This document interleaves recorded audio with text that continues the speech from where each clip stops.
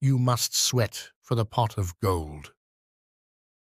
Long time ago, there lived a prominent and a successful farmer in the West African village of Makoma, known as Opanyin Salaha. Opanyin Salaha inherited large tracts of farmland from his late father, so he continued with the legacy of farming in the family lineage. He had 3 sons with his late wife. They were Kojo Soonsoom, the oldest, followed by Papa Mframa, and then Kwame Tenten. The predominant occupation of most of the people in the area was farming, and their children followed in their footsteps.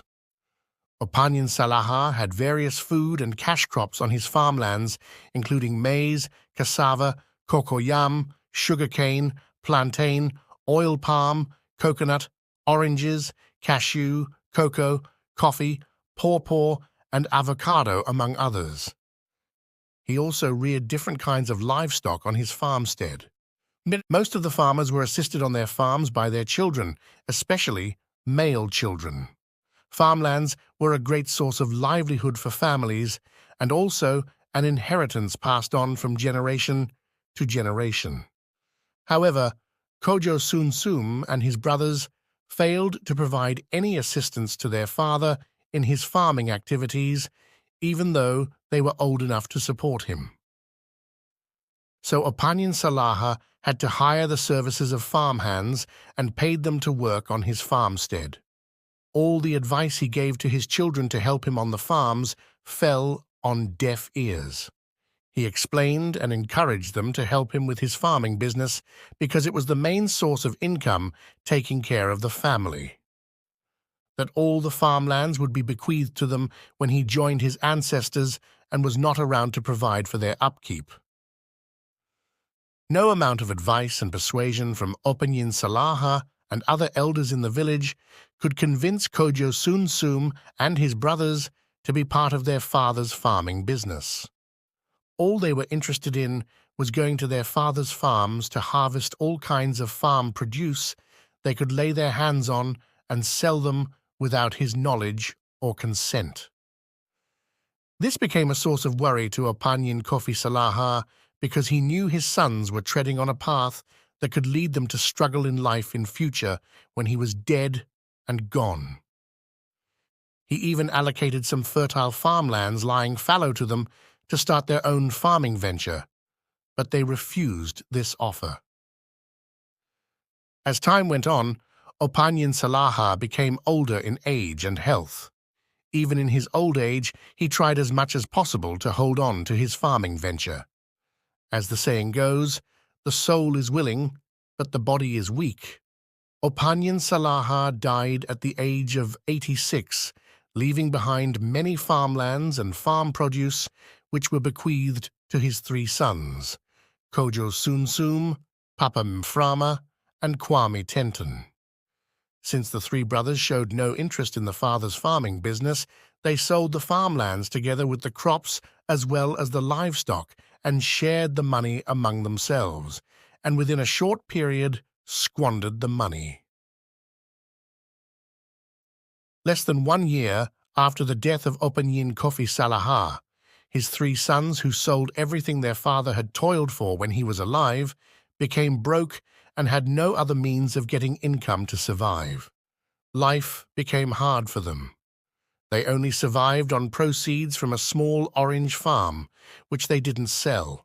It could barely support them in their daily lives. They still had the farmlands their father had allocated to them when he was alive, but they still didn't see the need to till the land and start their own farms. When Opanyin Salaha was alive, he had a close friend called Nana Sankofa. He was a native doctor who was well known for his traditional and herbal treatment for all kinds of ailments. He was also a soothsayer. He was one of the elders in the village who had advised and encouraged Opanyin Salaha's sons to show interest in their father's farming activities, but they ignored his advice. Before Opanyin Salaha died, he expressed his fears to Nana Sankofa that after he had gone to join his ancestors, he knew his sons would destroy the family legacy he had inherited from his father. But Nana Sankofa promised him that he knew what he would do for his sons to till the soil and continue the family's farming legacy. Nana Sankofa saw how Kojo Soonsoom and his brothers sold almost everything their father had left behind, and how they had been financially impaired less than 1 year after the death of Opanyin Salaha. One day, he called the 3 brothers to his shrine and informed them that before their father died, he told him that he had planted a big pot of gold in each of the farmlands he had allocated to them when he was alive. Nana Sankofa added that, however, their father didn't tell him the actual locations where the pots of gold were planted on the farmlands, and that he had to consult his oracles and perform some rituals for divine intervention and spiritual directions. He told them to come back in a week's time, by which time he would have consulted his oracles for spiritual guidance. Kojo Soonsoom, Papa Mframa, and Kwame Tenten were elated and filled with joy when Nana Sankofa revealed the secret about the pots of gold. They started planning how they were going to make use of the gold, how they were going to sell the gold and enjoy the proceeds to the fullest, and how they would travel to the big city and spend the money extravagantly. Waiting for 1 week before going to see Nana Sankofa seemed like a year for the 3 brothers. How they wished 1 week had come earlier than expected. They couldn't wait to go back to Nana Sankofa's shrine for the good news of locating the pots of gold. Finally, 1 week came, and before daybreak, Kojo Soonsoom and his brothers were first to arrive at Nana Sankofa's shrine, waiting for him to come and open the shrine's gate. When Nana Sankofa arrived at the shrine, he was surprised to see how Soonsoom and his brothers were eagerly waiting for him. He ushered them into the shrine and asked them to remove their shirts and their footwear and follow him into a dark room at the far end of the shrine. He gave each of them a crown made from dried leaves and skin of a lion and asked them to put it on their head and sit on the ground. He sprinkled some black powdery substance on their heads and started reciting some incantations which were incomprehensible to the 3 brothers. Later, he fell into a trance for about 5 minutes, and when he came out of it, he told the brothers that the oracles had delivered a message from the gods concerning the locations of the pots containing the gold. He informed them that there were some conditions to be met by the brothers before the pots could be located. According to Nana Sankofa, the gods had directed that each of the brothers must provide 3 black cocks, 3 black cats, and 10 gallons of sweat from their bodies for some rituals to be performed to enable the gods to show them the exact spots of the pots of gold. He added that the gods had further directed that the sweat must be collected into a container while they are working on the farmlands their father had allocated to them when he was alive. Nana Sankofa instructed that they should inform him whenever they were ready with the items so that he could perform the rituals. Unknown to Kojo Soonsoom and his brothers, Nana Sankofa was just making them to till the farmland and start their own farming, and that it was impossible for them to collect 10 gallons of sweat in the shortest possible time. The gods had not offered any directives. Kojo Soonsoom and his brothers must sweat for the pot of gold. Getting the black cocks and cats was not going to be a problem. Initially, the brothers thought the task of collecting 10 gallons of sweat each was an easy task. Early in the morning the following day, each of the brothers with a machete, a container, water, and some food set off to their various farmland and started slashing weeds and trees. They also had a towel with the aim of using it to soak their sweat with it and squeeze the sweat into the container. From sunrise to sunset, they continued to work on their lands, but couldn't collect even a pint of sweat each. After about 1 week of hard work, each of the brothers had not been able to collect even a 1/4 gallon of sweat. This continued for about 1 month, and they were still struggling to collect just 1 gallon of sweat, but they had been able to clear a large portion of the land. Nana Sankofa called them to find out how far they had gone with the task of collecting the sweat, and they informed him of what they had been able to collect so far.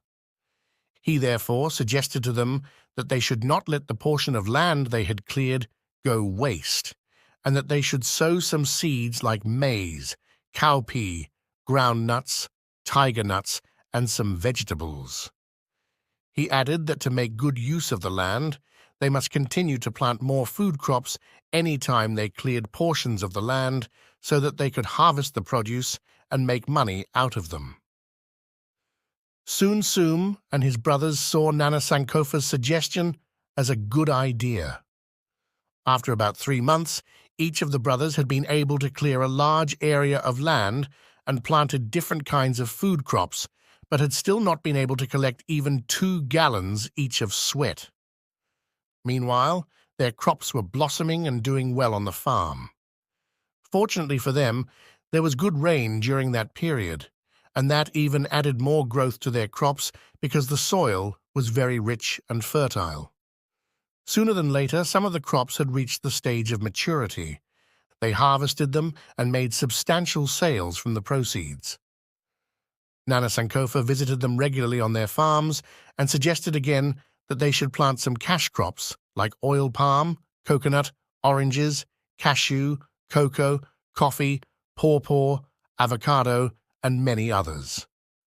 They heeded to Nana Sankofa's advice without hesitation, and for about 10 months of hard work on their farms, they had good-looking farm crops with the prospects of fetching them enough money to live comfortably, but they had still not achieved their target of collecting 10 gallons each of sweat.